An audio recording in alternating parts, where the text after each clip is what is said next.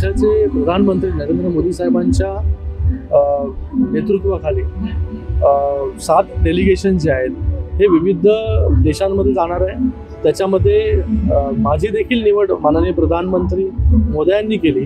मला वाटते माझ्यासाठी खूप मोठा क्षण आहे, खूप माझ्यासाठी मोठी ऑपॉर्च्युनिटी आहे, एक मोठं प्लॅटफॉर्म आहे की जिथे सरकारची बाजू असेल, देशाची बाजू आहे ती जगासमोर मांडण्याचा एक प्रयत्न त्या ठिकाणी असेल. एक संधी जी आहे ती आम्हाला मिळणार आहे. पाकिस्तान ज्या प्रकारे टेररिझमला फंड करण्याचं काम गेले इतके वर्ष करत आहे आणि तो टेररिझम फक्त भारतापुरतं मर्यादित नाही, तो बाकी देशांमध्ये पण गेलेला आहे.